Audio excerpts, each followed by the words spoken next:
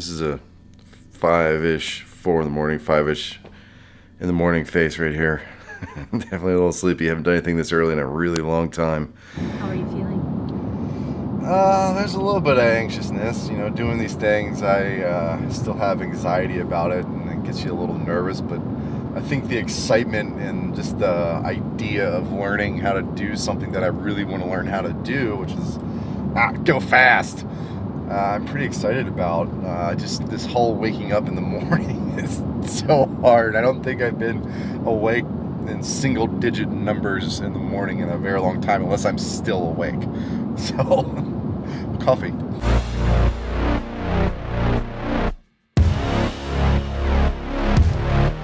We'll start this school with how much we appreciate you being here. It means a lot to us. We know it's a lot of effort. It's a bit of money. It's quite a bit to get here in the middle of the week, missing work, etc. Probably your family's doubting what you're doing, and we really appreciate you coming here. Yeah.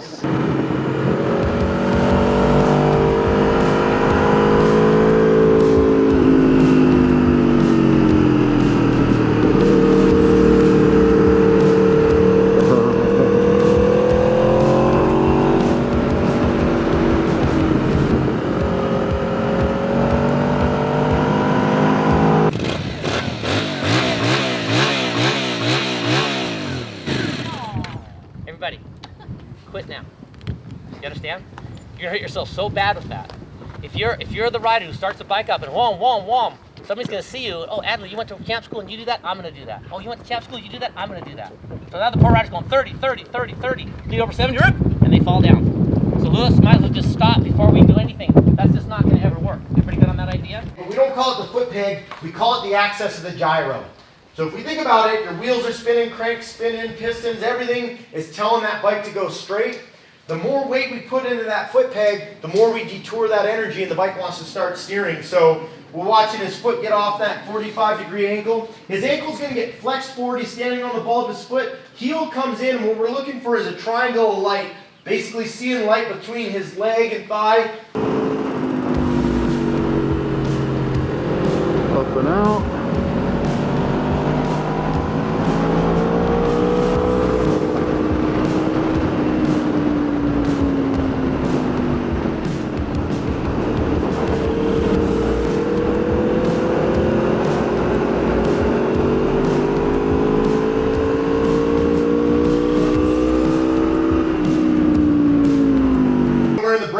Weight's going to be in our hands. Now as he starts to tip down into the corner, he's thinking about bending this inside arm, so he's going to relax that inside arm, yet that outside arm stays a little bit straighter. A great report card is the top of his forearm is going to come across the top of the fuel tank. That's kind of a good touch point that he's actually getting his head, chest, everything rotated down and towards the corner. And you can see his shoulders, everything's trying to open up his body towards the corner because it allows him to start seeing. So if I'm his corner exit, he's able to look right towards me as we're coming in there. Twist up on the bike. So as he gets twisted there, yeah, that's a look. That's the look of love. No, as he gets twisted up on the bike, he sees his exit significantly later. Are you worn out yet? Oh my god. Oh my god, I'm beat right now. Oh. I got my elbow to touch the tank. Oh, I'm sorry, my forearm to touch the tank. Nice. Yeah. I want to push it back, but I can't. It is such a workout. Holy crap. I love it though. It's windy, so I apologize. Ladies and gentlemen, if you do not do cardio or core or legs or really that's about it. It's gonna suck. It's gonna be fun though. Oh, have someone turning around, going around a turn, dragging me, pointing you, telling you to scoot over. Yeah, that's Nick. I'm like, huh. Yeah, Nick's obviously the best of anybody at that. Sometimes just a little bit of a different perspective. Yeah. It's all the same fundamentals. The perspective's seeing a bit different, and then it clicks. Yeah. Right? Yeah. And that's the beauty of it. Yeah, like I said, it was a very simple adjustment. It's just like, I went 2 inches on either side of your butt cheek off. Yep. Shit, all right, I'll try.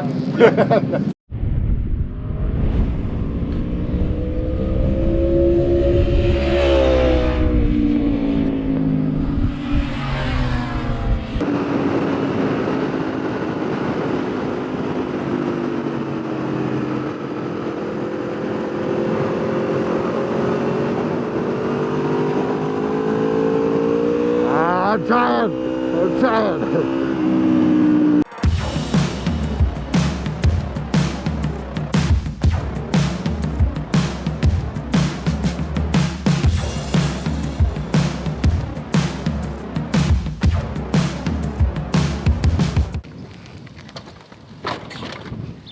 You're riding like this toward the intersection, right or wrong? Wrong. That's how you're riding. Toward the intersection, the bus pulls out in front of you. You go, oh my gosh, the bus is pulled out in front of me. A half second later, you get the brakes on. You stab them. The fork snaps through the spring. The back end comes off the ground. What do you do to put the back end back on the ground? Let out the brakes. Yeah. Your cruiser starts to tuck. ABS goes into ABS, lengthens your stopping distance, all because you stabbed that brake so aggressively. We're gonna have the bike stopped and slowly let it go and build pressure back up. So I'll have Chris let me go, faster, faster, and at a walking pace, giving up on the brakes, you can see the bike jump away. So I'll tell Chris, hey, slow that release down just a little bit. All right, fast, speed me up, that's good, slow me down.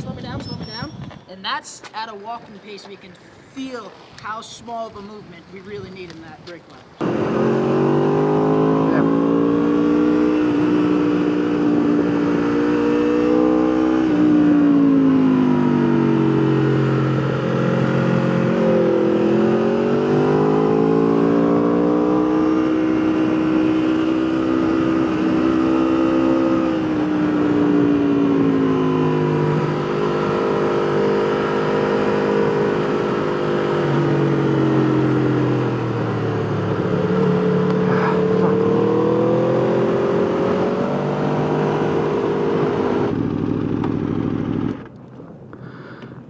Is that getting kind of fun?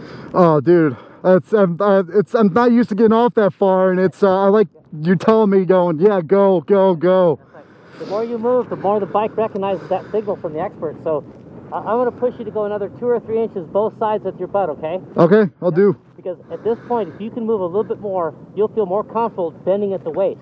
So Okay. Put your hands on the bars, scoot back off that tank a little bit if you can. Now, Yeah. bend at your waist toward me.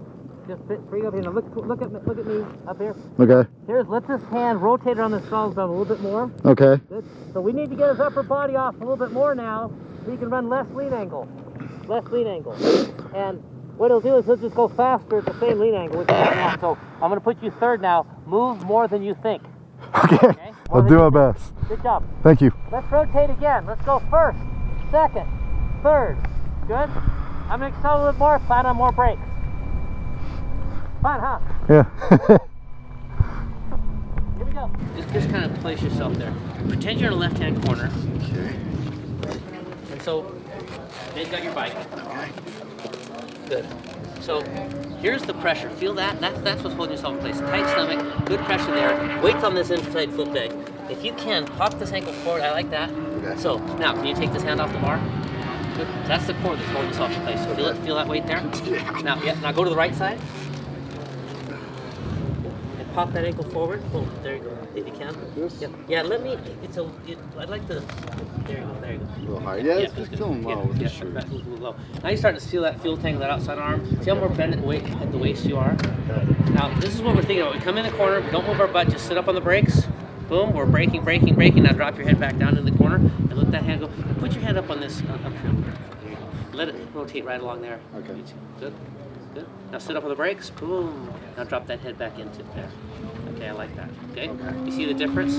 Yeah, I see you guys rotate, so I figured it'd come out here, but you're saying stay right. Yeah, most people, like Kenny Roberts used to cut this off because it always bothered his palm. So you can be out there, but this of course doesn't turn, so it starts giving you big signals.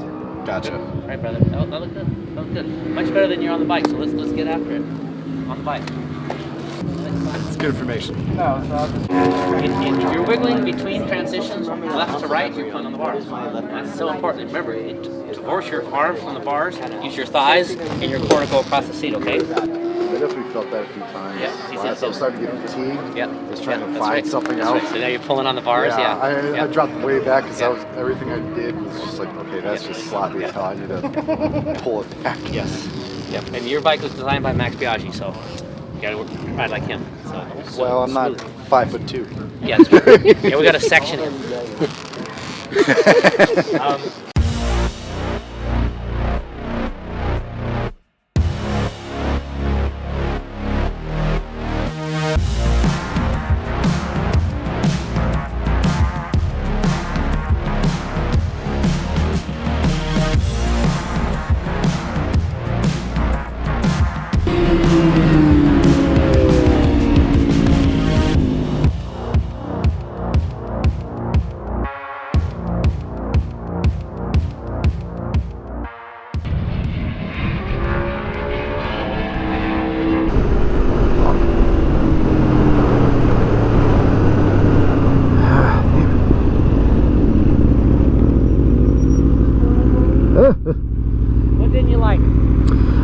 where I was at. I was too far from that apex and too far from that one. We'll discuss it because we just realized that that corner there is faster than you think.